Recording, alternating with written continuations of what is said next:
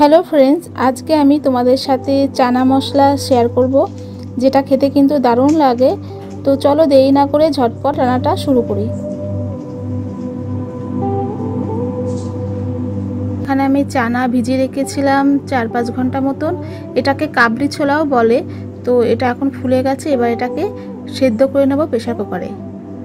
কাবলি ছোলাগুলো প্রেসার কুকারে দিয়ে দিচ্ছি সেদ্ধ করার জন্যে। আর এই জলটাও দিয়ে দিচ্ছি, কারণ জলটা একদম ভালো জল। এই প্রথমে আগে ধুয়ে নিয়ে পরিষ্কার জল দিয়েছিলাম, আর দিয়ে দিলাম একটা শুকনো লঙ্কা আর এলাচ, দারচিনি আর লবঙ্গ। এটা এর সাথে দিয়ে দিলাম। দিয়ে দিচ্ছি একটু নুন। প্রেসার কুকার দিয়ে একটা সিটি দিয়ে আমি 10 মিনিট রেখে দেব। আমি এখানে প্রেসার কুকারে মিনিটে সেদ্ধ করি, তো 10 মিনিট পর চলে আসছি। কাবলি ছোলাটা সেদ্ধ হয়ে গেছে, দেখো একটু দেখাচ্ছি হাত দিয়ে চেপে। এই দেখো খুব ভালোভাবে সেদ্ধ হয়ে গেছে, এরকমই থাকবে। এর থেকে শক্ত হলে কিন্তু ভালো লাগবে না খেতে, একটু নরম রাখতে হয়, কারণ রান্নার সময় একটু শক্ত হয়ে যায়। চানা মশলা বানানোর জন্য একটা মশলা করে নেব। তো তার জন্য একটা বড় সাইজের পেঁয়াজ নিয়েছি, আর 4-5টা মতো রসুনের কোয়া, 1 ইঞ্চি আদা, আর একটা বড় সাইজের টমেটো। এগুলো একসাথে মিহি পেস্ট করে নেব।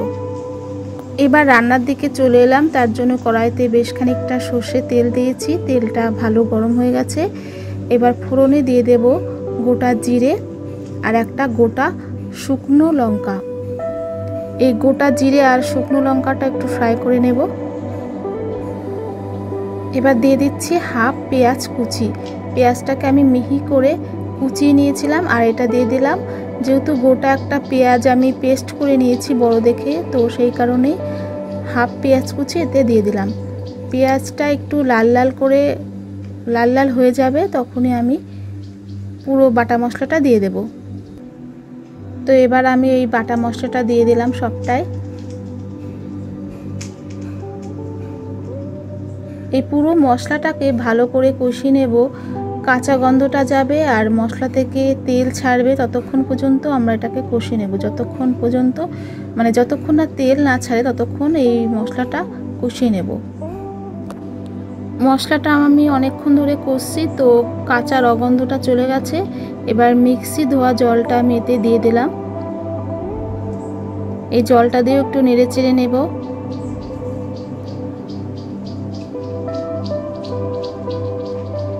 এবার এতে আমি একটু গুঁড়ো মশলা দেব, তার জন্য দিয়ে দিলাম জিরে গুঁড়ো। একটু জল দিলাম যাতে মশলাটা পুড়ে না যায়। দিচ্ছি ধনে গুঁড়ো, কাশ্মীরি লঙ্কা গুঁড়ো, ঝাল লঙ্কা গুঁড়ো, আর একটু হলুদ গুঁড়ো দিচ্ছি। এবার এটাকে আবারও নাড়াচাড়া করে নিলাম। এবার দিলাম সামান্য পরিমাণে নুন, টেস্ট অনুযায়ী নুনটা দেবো অবশ্যই, আর চিনি দিয়ে দিলাম। আবার এটাকে ভালো করে নেড়ে চেড়ে কষিয়ে নেব। মশলা যত কষানো হবে ততই কিন্তু রান্নার টেস্ট হবে, সেটা আমি সবসময় বলে থাকি। তো সেই জন্য খুব ভালো করে মশলাটা আমি কষিয়ে নিচ্ছি। মশলাটা দেখো ভালোভাবে কষানো হয়ে গেছে, তেলটাও খুব ভালোভাবে ছেড়ে দিয়েছে। এ দেখো খুব সুন্দরভাবে এটা কষানো হয়ে গেছে। এবার আমি চানাটা কাবলি ছোলাটা এতে দিয়ে দেব। এই পুরো কাবলি ছোলাটা আমি জল সমেত দিয়ে দিলাম। এবার ভালো করে এটাকে কষিয়ে নেব। জলটা পুরো শুকাবে, আমি গ্যাসের জোরটা বাড়িয়ে পুরো চানাটাকে এইভাবে কষিয়ে নেব। আর এটা হচ্ছে চানা মশলা, তো এটা আমার ঘরে সবসময় থাকে। এটা আমি দিয়ে দিলাম, একটু পরিমাণ মতন দিয়ে দিলাম। তোমাদের যদি দিতে ইচ্ছে না করে তাহলে স্কিপ করতে পারো, এটা দিলে খুব ভালো লাগে খেতে। এটা দিলে, এই চানা মশলা দিলে পুরো রেস্টুরেন্টের মতন, আমরা যখন মাঝে মধ্যে অর্ডার করি তো পুরো রেস্টুরেন্টের মতনই খেতে লাগে, সেই জন্যই দেয়া। দেখো বন্ধুরা, আমি অনেকক্ষণ ধরে এটাকে কষে নিচ্ছি। জলটা পুরো শুকিয়ে এসছে, যে জলটা ছিল সেটাকে পুরো মরাতে হবে। তো আমি জোর বাড়িয়ে, গ্যাসের জোরটা বাড়িয়ে জলটাকে শুকিয়ে নিচ্ছি। তো দেখো চানার যে জল ছিল সেই জলটাকে পুরো শুকিয়ে নিয়েছি, আর এই চানাটাকে ভালো করে কষিয়ে নিচ্ছি। 2-3 মিনিট মতন কষালেই হবে। তো কষানো হয়ে গেছে, এটা অনেকক্ষণ মানে অনেকক্ষণ ধরে জলটা আমি যেহেতু শুকিয়েছি 2-3 মিনিট মতন এই চানাটাকে কষিয়ে নিলাম। এবার এতে ফাইনালি জল দিয়ে দিচ্ছি। মেজারমেন্ট কাপের 1.5 কাপ মতন জল আমি এখানে দিয়েছিলাম। জলটা দিয়ে একটু মিশিয়ে নিলাম।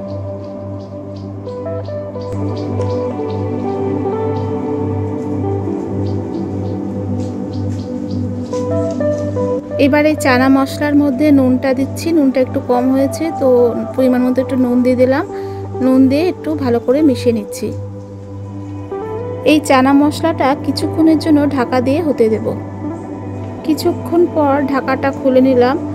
দেখো জলটা অনেকটা শুকিয়েছে। তো এতে আমি 2টো কাঁচা লঙ্কা, লাল যে পাকা লঙ্কাগুলো হয় সেই লঙ্কাটা চিড়ে হাফ করে দিয়ে এতে দিয়ে দিলাম, ঝালটা যাতে ঠিকঠাক হয়। তো দিয়ে একটু নেড়ে চেড়ে আবার একটু 2 মিনিটের জন্য ঢেকে রাখবো। 2 মিনিট পর চলে এলাম। দেখো বন্ধুরা, এটা একদম হয়ে গেছে, চানা মশলা একদম হয়ে গেছে। এর থেকে আর জল মোড়াবো না। এটা খুব সুন্দর হয়েছে। তো তোমাদেরকে পরিবেশন করে দেখাবো, চলো। তো বন্ধুরা, বাড়িতে এরকমভাবে চানা মশলা অবশ্যই তোমরা ট্রাই করে দেখতে পারো। বাইরের কেনা চানা মশলার থেকে কিন্তু ঘরে তৈরি চানা মশলা অনেক টেস্টি হয়। তো আমার রান্না যদি কারো ভালো লেগে থাকে অবশ্যই একটা লাইক করে দিও, আর আমার চ্যানেলে নতুন হলে সাবস্ক্রাইব করার অনুরোধ রইল। ধন্যবাদ।